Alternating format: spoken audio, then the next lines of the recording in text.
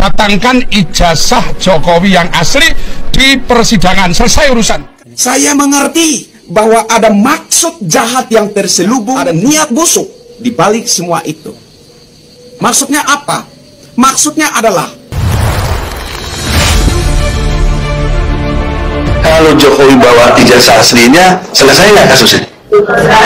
Maka untuk membuktikan mereka tidak bohong, hanya satu jalannya, datangkan ijazah Jokowi yang asli di persidangan, selesai urusan.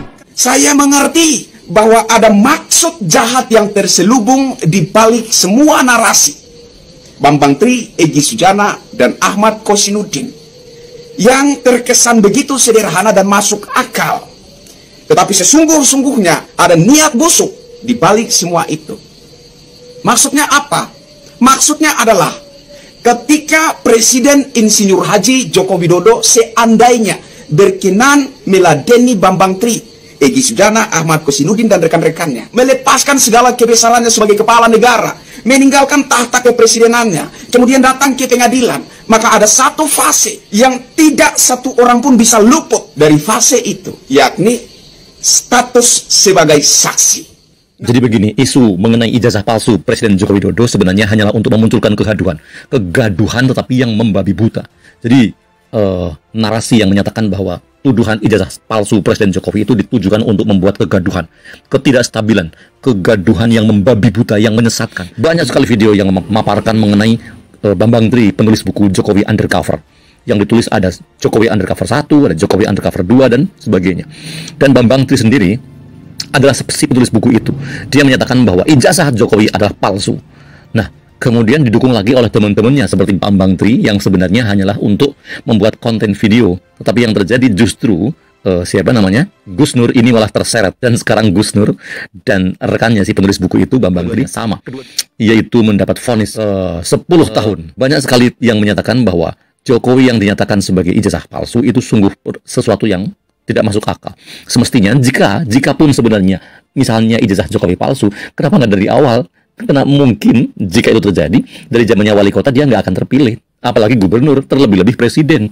Masa ramainya hanya sekarang? Berarti ini ada udang di balik rempeyek atau udang di balik batu. Jadi ada sesuatu yang dimainkan untuk menciptakan kegaduhan, dan bahkan boleh jadi untuk mempermalukan, untuk mengacaukan suasana, bahkan untuk membuat atau memaksakan Presiden Jokowi datang ke pengadilan sehingga dia duduk di meja pengadilan walaupun hanya sekadar sebagai saksi, bukan sebagai tersangka atau terdakwa.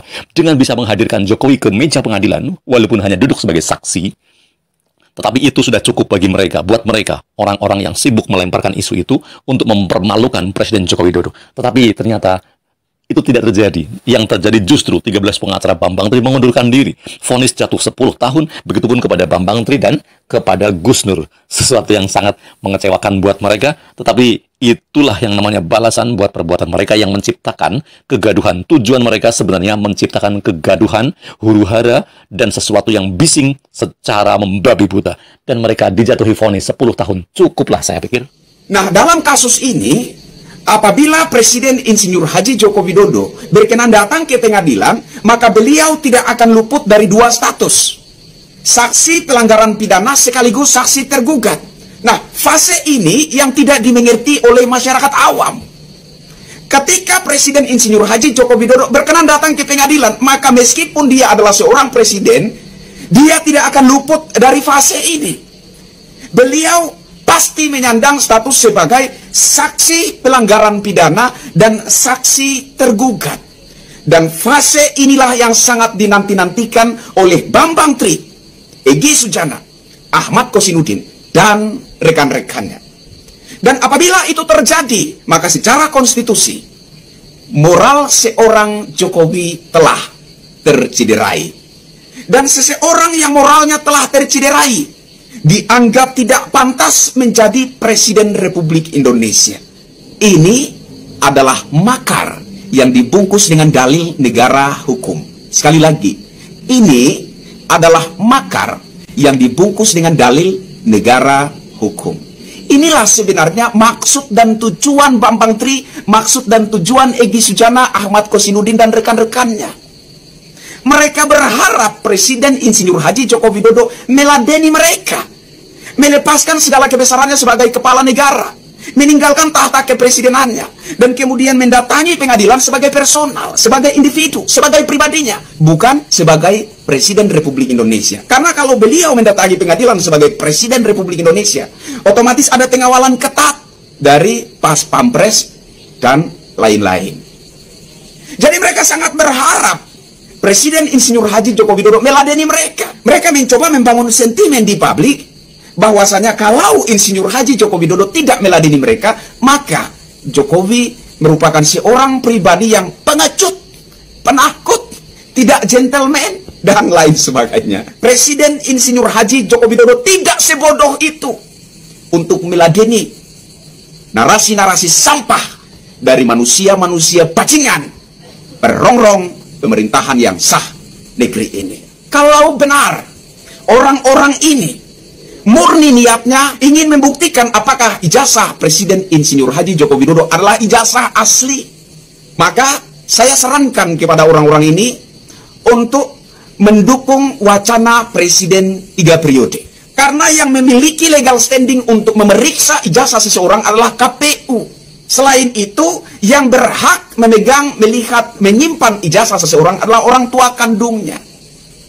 Nah, kalau benar-benar orang-orang ini niatnya murni untuk membuktikan apakah ijazah Insinyur Haji Joko Widodo adalah ijazah asli atau palsu, maka saran saya orang-orang ini mendukung wacana Presiden 3 periode dan mendorong agar Insinyur Haji Joko Widodo maju kembali mengikuti kontestasi politik di 2024 yang akan datang. Kemudian mari kita sama-sama mendesak KPU untuk supaya ketika Insinyur Haji Joko Widodo mendaftar sebagai kontestan Capres 2024, agar KPU menunjukkan ke publik, ini loh ijazah Insinyur Haji Joko Widodo.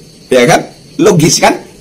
Jadi saran saya untuk Bambang Tri, Egy Sujana, Ahmad Kosinudin, dan rekan-rekannya, mari dukung wacana Presiden 3 periode. Dorong Insinyur Haji Joko Widodo untuk maju mengikuti kontestasi politik di 2024 yang akan datang. Dan kemudian kita sama-sama mendesak KPU untuk menunjukkan secara terbuka kepada publik, kepada seluruh rakyat Indonesia, seperti apa wujud bentuk ijazah seorang Insinyur Haji Joko Widodo itu. Saya Kristianto Yen Oni, salam NKRI dan salam waras dari saya. Bravo NKRI, bravo Jokowi. Sekali NKRI, tetap NKRI. Sekali cinta Jokowi, tetap cinta Jokowi. Merdeka!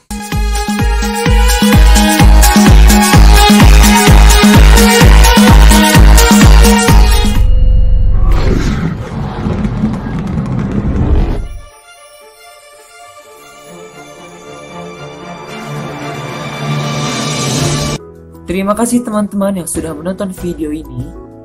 Jangan lupa klik tombol subscribe. Dan jika kalian suka video ini, angkat jempol kalian. And see you!